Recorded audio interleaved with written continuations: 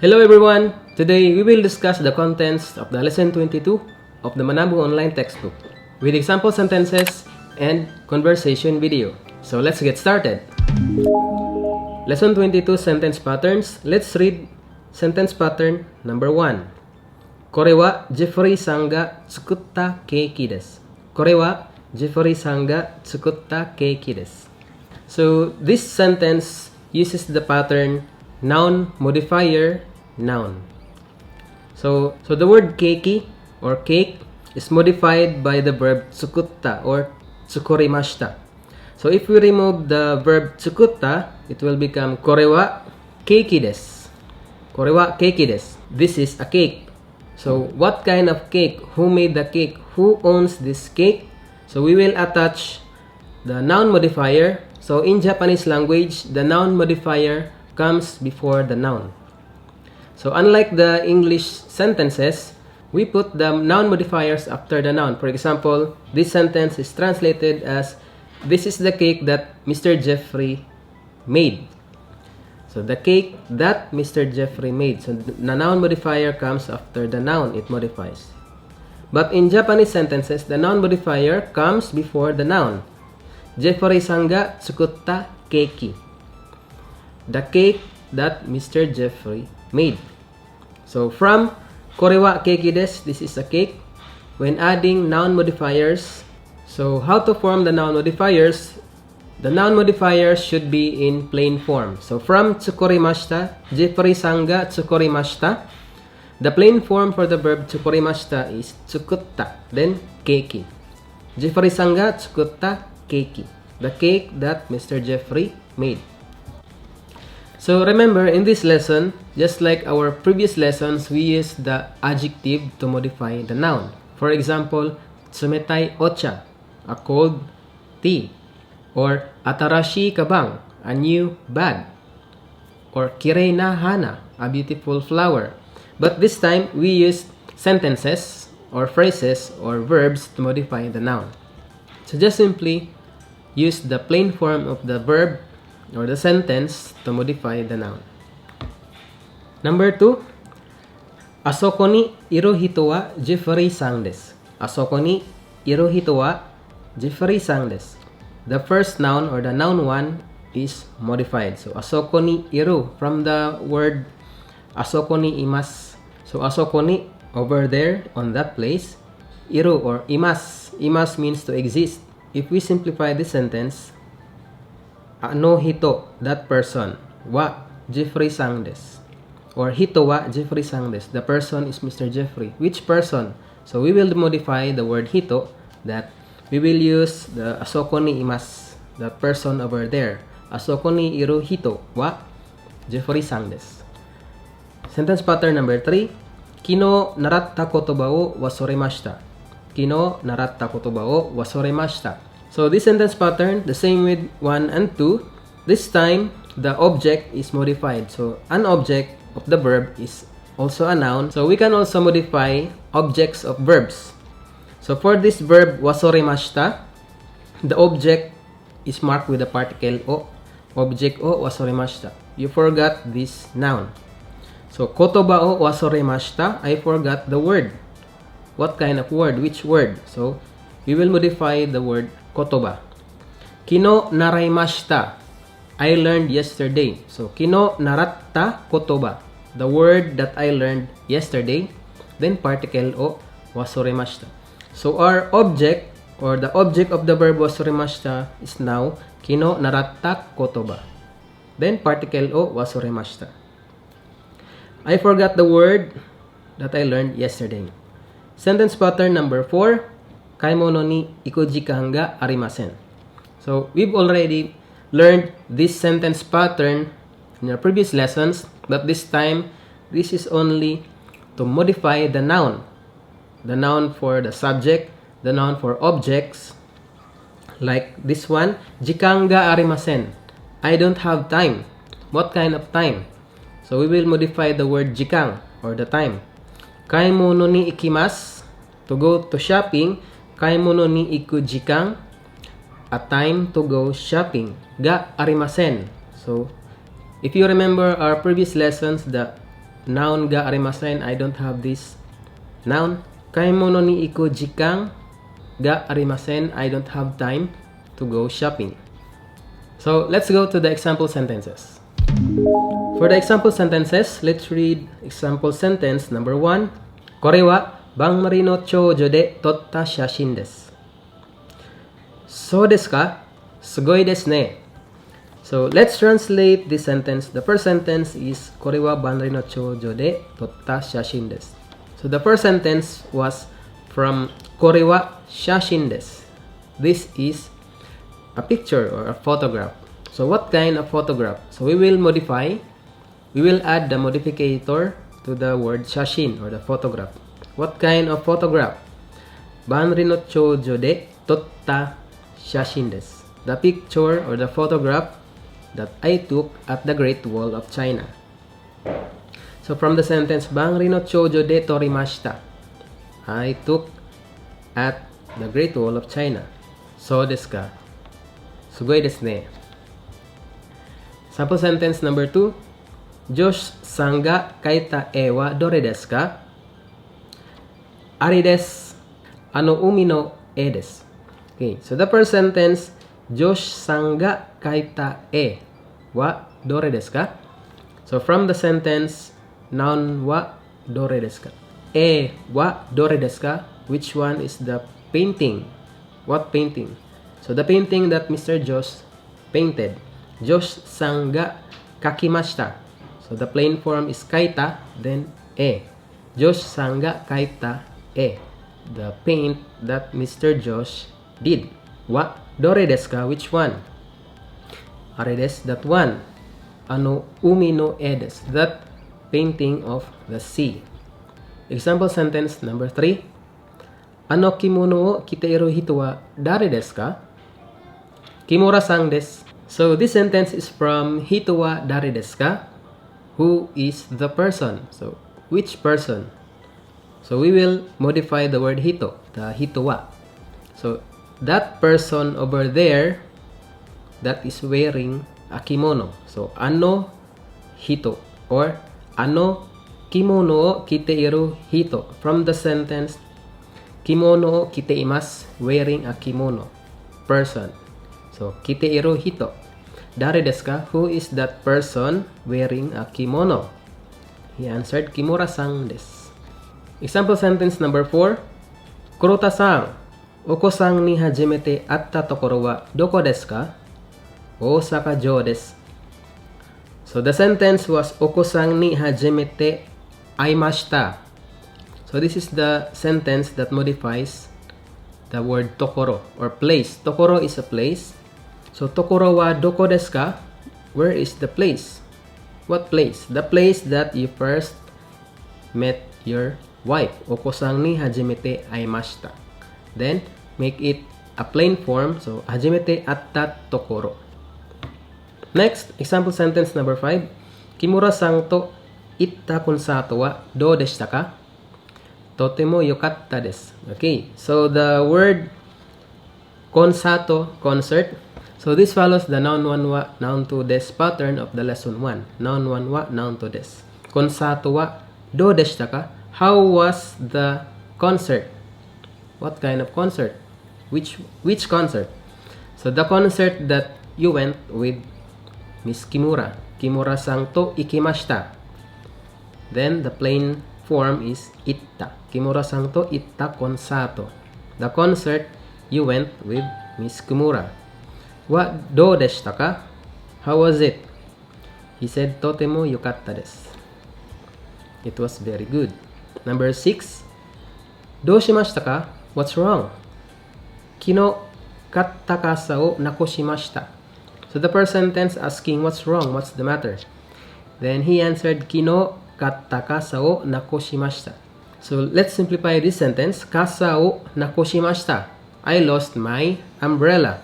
Then he added the modificator or the noun modification, kino kaimashita. I bought yesterday. Kino katta kasa. The umbrella that I bought yesterday. Particle o nakoshimashita. I lost it. Example sentence number 7. Donna uchi ga hoshii desu ka? What kind of house do you want? Donna uchi. What kind of house? Hiroi niwa ga aru uchi ga hoshii desu.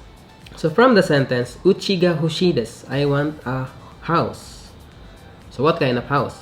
So we will modify the word uchi. Niwa ga or hiroi niwa ga aru uchi.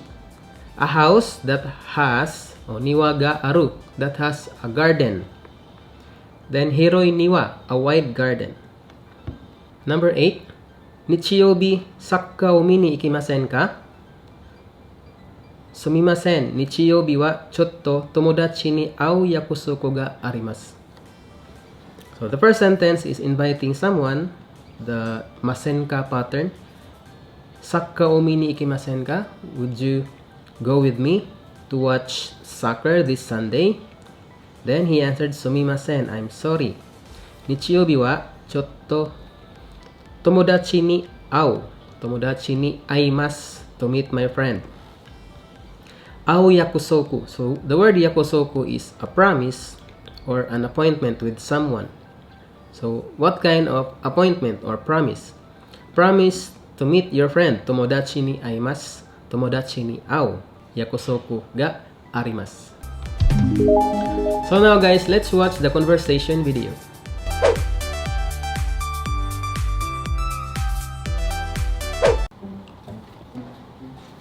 Ohayou gozaimasu. はい、ございます。どんな部屋をお探しですか？そうですね。家賃は8万円くらいで、駅から遠くないところがいいです。では、こちらはいかがですか？駅から10分で家賃は8万3000円です。ダイニング、キッチンと和室ですね。すみません。ここは何ですか？押し入れです。布団を入れるところですよ。そうですか。この部屋、今日見ることができますか？ええ。今から行きましょうか？お願いします。はい、行きましょう。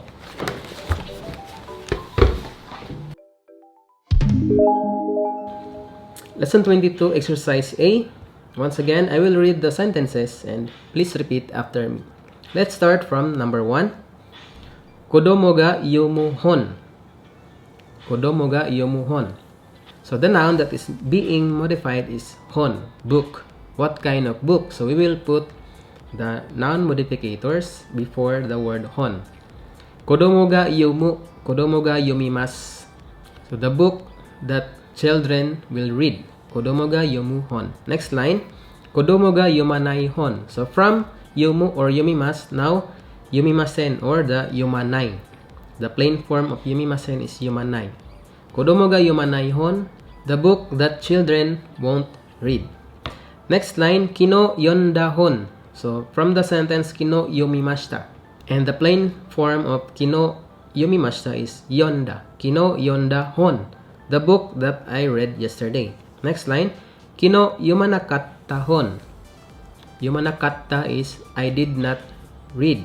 So the book that I did not read yesterday. Next line. Asagohan o taberu hito. So from the sentence asagohan o tabemasu, the plain sentence is asagohan o taberu. Then hito, person. The person who doesn't eat breakfast. And the next lines are tabenai, tabeta, and tabenakatta.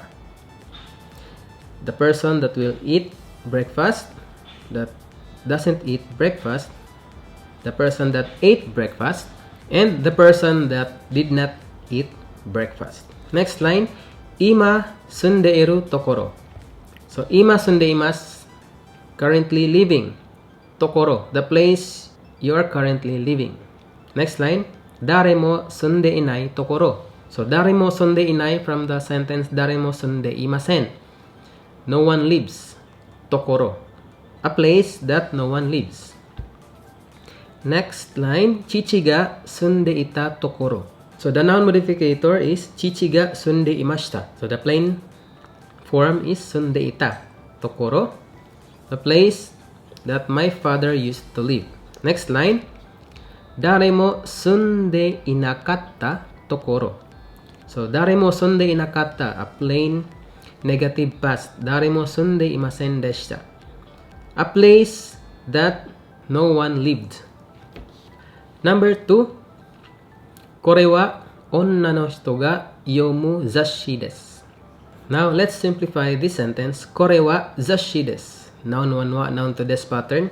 Kore wa zashi desu. This is a magazine. So, what kind of magazine? So, we will insert the noun modificators.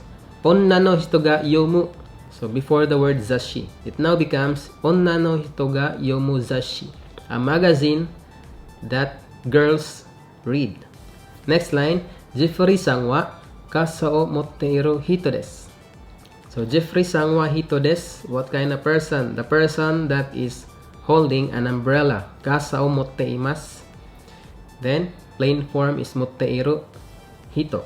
Kasa o motteiru hito, a person holding an umbrella. Next line, koko wa jitensha o oku tokoro desu. So let's simplify the sentence. Koko wa tokoro desu. This is a place. What kind of place? Jitensha o okimasu. Jitensha o oku tokoro desu. This is a place where you park or where you put your bicycles. Number 3, haha ga yoku tsukuru ryori wa kare desu. So the noun modificator is haha ga yoku tsukuru. My mother used to make. So ryori. Ryori means dish.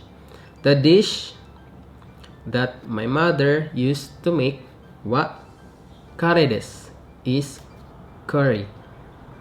Next line, kare ga motteiru pasokon wa atarashi desu. So kare ga motteiru pasokon. Pasokon, personal computer. The computer that he has or he owns wa is atarashi desu, is new. Next line, raishu tomaru hoteru wa umi no chikaku ni arimasu. So hoteru wa, the hotel is umi no chikaku ni arimasu, is near the beach. So raishu tomaru hoteru, the hotel that we will stay in next week. From the sentence, raishu tomarimasu, then the plain form is tomaru. Raishu tomaru hoteru. Number 4, watashi wa pasokon o ireru kabang o kaimashita. So from the sentence, watashi wa kabang o kaimashita, I bought a bag.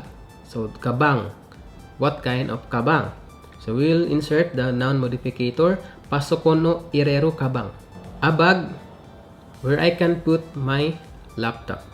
Pasokon o iremasu, I can insert or I can put. Then the plain form is ireru. Next line, watashi wa ano megane o kakiteiru hito o shitte imasu.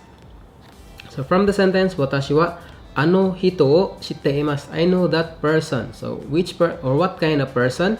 The person that is wearing eyeglasses. So ano megane o kakite imasu, kakiteiru hito, particle o shitte imasu. Number 5, watashi wa hon o yumu hito ga suki desu. From the sentence, watashi wa hito ga suki desu, I like the person. So what kind of person? So the person that reads books. Hon o yumu hito. Next line, watashi wa puro ga aru uchi ga hoshii desu. So from the sentence, watashi wa uchi ga hoshii desu, I want a house. So what kind of house? We will insert the noun modificator, puro ga arimasu. So puro ga aru uchi, a house that has a pool. So I want a house that has a pool. Number 6, watashi wa terebi o miru jikan ga arimasen. So the sentence is watashi wa jikan ga arimasen. I don't have time. Time for terebi o miru, to watch TV. Terebi o miru jikan. Next line, watashi wa kaimono ni iku yakusoko ga arimasu. So, watashi wa yakusoko ga arimasu. I have an appointment. So, with someone. What kind of appointment?